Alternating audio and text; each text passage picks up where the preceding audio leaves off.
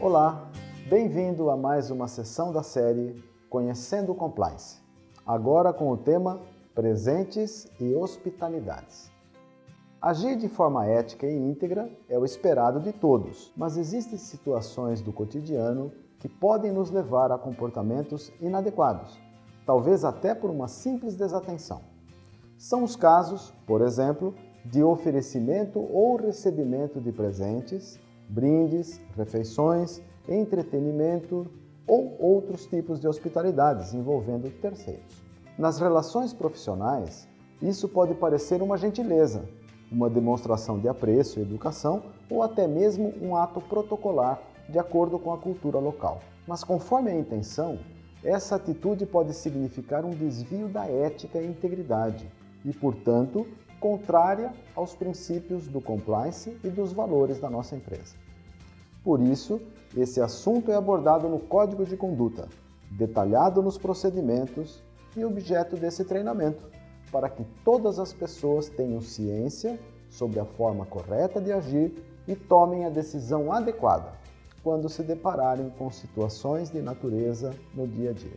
Apesar de aparentemente insignificante, um simples jantar pode manchar a reputação de uma organização e do funcionário que estiver participando dele. Mesmo não havendo uma legislação explícita, algumas situações podem acarretar danos significativos para a empresa. Veja a ilustração a seguir, muito simples, mas elucidativa.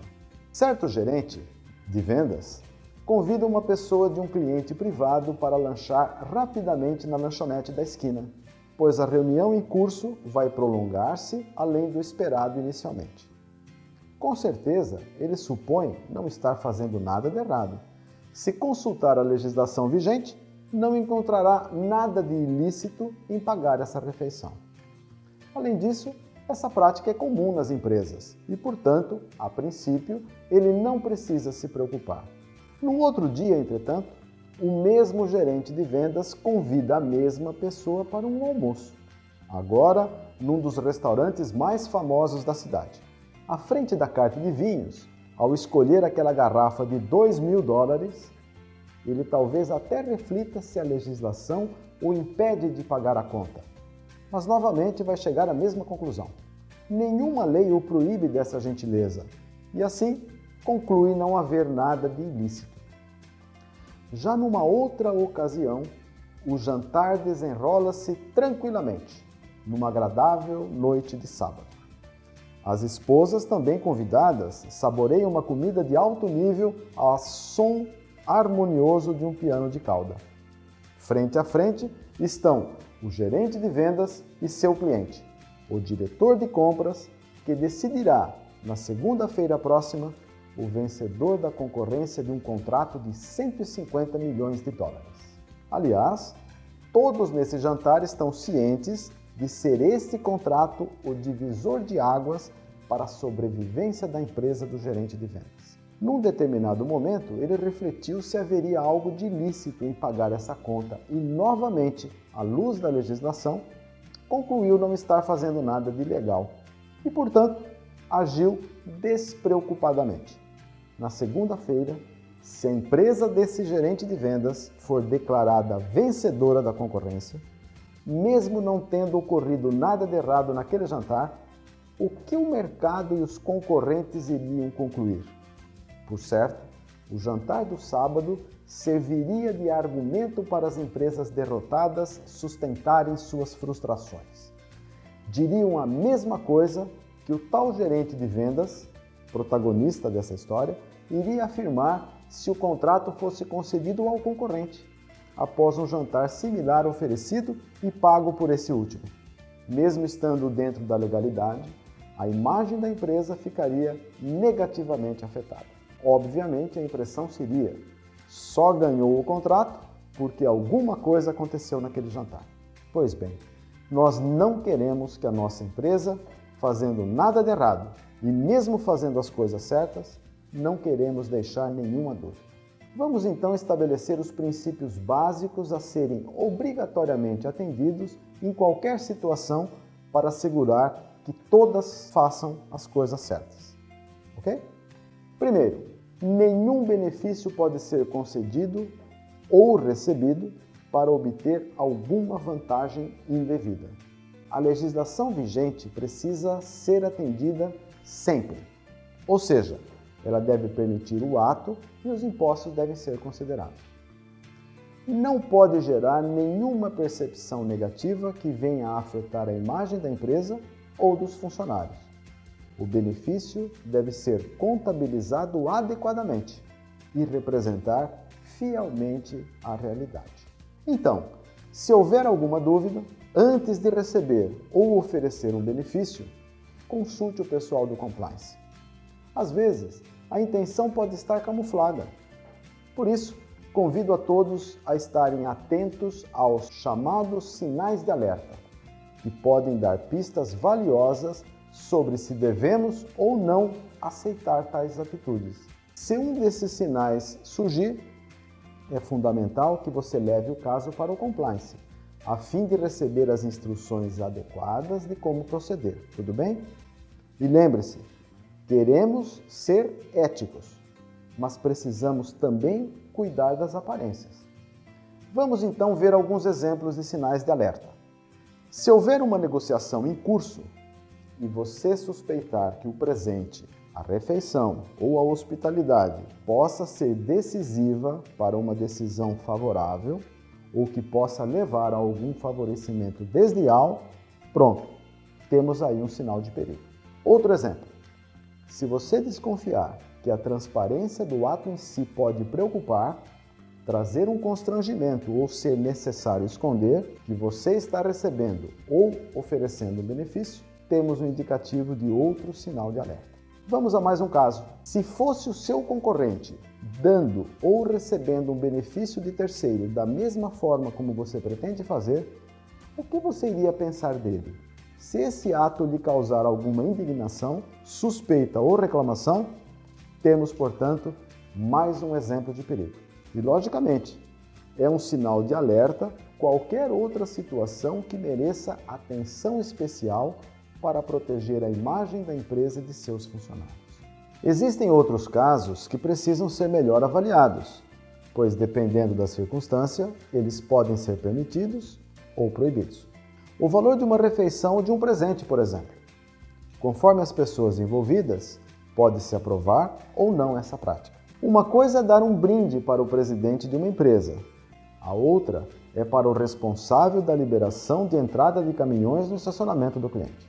Da mesma forma, quando tratamos de um convite a familiares de um terceiro ou de eventos fora do horário do expediente. Se houver alguma negociação para ser fechada no curto prazo, é importante tomar todos os cuidados antes de oferecer ou receber algum benefício, pois isso pode trazer associado algum interesse desonesto e afetar a imagem e reputação dos envolvidos. Também é crucial notar que o oferecimento de brindes, refeições ou outros benefícios devem sempre estar relacionados aos negócios da empresa ou a eventos de marketing. Por exemplo, não é permitido dar ovo de Páscoa para a secretária do gerente de compras do seu cliente, certo? E sempre que o terceiro for um agente público, a atenção deve ser redobrada. Portanto, qualquer que seja o caso similar aos citados agora, você deve consultar os procedimentos aplicáveis e se certificar que o ato em si é permitido. Na dúvida, consulte o compliance. É melhor prevenir do que se engajar em algo contrário aos princípios de nosso Código de Conduta. Vale, portanto, recapitularmos os casos que merecem ser verificados nos procedimentos. Falamos dos valores, de convites a familiares, se houver negociação em curso, benefícios só em conexão com os negócios e do envolvimento de agentes públicos. Para pagamento de viagens a terceiros, existem também casos que merecem atenção. Vamos ver alguns. A escolha da classe no avião, econômica ou executiva, quantas estrelas no hotel e quem são os convidados, são requisitos que precisam ser muito bem avaliados. Em visitas técnicas, inspeções ou situações do gênero, é necessário haver cláusulas expressas nos contratos vigentes.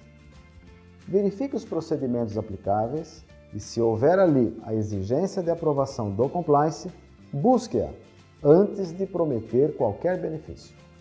Imagine se a aprovação não for concedida e você já prometeu o benefício. Aí você terá um problema adicional, que é o de desfazer o convite. Vamos ver algumas situações práticas muito comuns de acontecerem. Imagine você trabalhando no setor de compras e um fornecedor lhe envia um presente caro no Natal ou no seu aniversário. Se houver algum interesse indevido, você deve rejeitar imediatamente e informar a sua chefia. Isso está claro, não é? Mas vamos imaginar que não haja nenhuma má intenção. Foi um gesto de agradecimento pelo bom relacionamento ou uma simples gentileza. Como você deve agir? Pois bem, pelo treinamento, já está evidente que você não deve aceitar esse presente. Isso poderia afetar suas decisões futuras, poderia causar a impressão de favorecimento e uma série de outros aborrecimentos. A melhor atitude é ser bem transparente com o fornecedor e explicar o motivo da sua recusa. Nunca diga, se não fosse o compliance, você aceitaria. Isso daria uma impressão que você não é ético. Age assim por medo e, se pudesse fazer às escondidas, você faria. Você deve ser educado e agradecer o gesto. Ao explicar, você deve enfatizar que a sua atitude está alinhada com os princípios do compliance da empresa e serve para evitar qualquer mal-entendido. Um presente caro poderia trazer alguns desconfortos na relação. E da mesma forma que você não está aceitando nada desse fornecedor, você também não aceitaria nada de nenhum outro. Ou seja, todos os fornecedores têm as mesmas oportunidades e são tratados da mesma maneira pela nossa empresa. Vamos a mais uma situação prática. Agora você é da área de vendas. Numa reunião com seu cliente, ele sugere interrompê-la para almoçar num restaurante de alto nível. Você pode intuir que a expectativa dele é você pagar a conta. Aliás, isso parece até natural. Por outro lado, esse almoço pode representar um problema de compliance. Portanto, o melhor a fazer é imediatamente falar para ele a sua preferência de almoçar num restaurante simples, para evitar qualquer presunção de má interpretação. Explique que, com a chegada do compliance, todos os funcionários seguem rigoroso código de conduta e que todos estão dando sua contribuição agindo de forma ética e íntegra, mesmo em coisas pequenas, como um almoço, por exemplo. Nos procedimentos atuais, não se permitem atitudes como oferecer ou conceder presentes, brindes, refeições, viagens ou outros benefícios sem que algumas premissas sejam atendidas. Portanto, o melhor para todos seria o restaurante mais simples. Mas se ele fizer questão do outro restaurante, você pode acompanhá-lo, sob a restrição de cada um pagar a sua conta. Se ele oferecer para pagar, também não aceite. Agradeça e insista para dividir as despesas. Em ambos os casos, ao contrário do que alguns imaginam, ao se usar a educação, todas as pessoas entendem o recado e não há maiores constrangimentos. Aliás, e muitas vezes, essa atitude acaba sendo até elogiada pelo seu contato e servirá de referência futura. Vivemos num mundo em que reclamamos de corrupção, clamamos por mudança, falta de ética e atos inapropriados. Assim, nós damos o exemplo e ajudamos a construir um Brasil melhor, não é mesmo?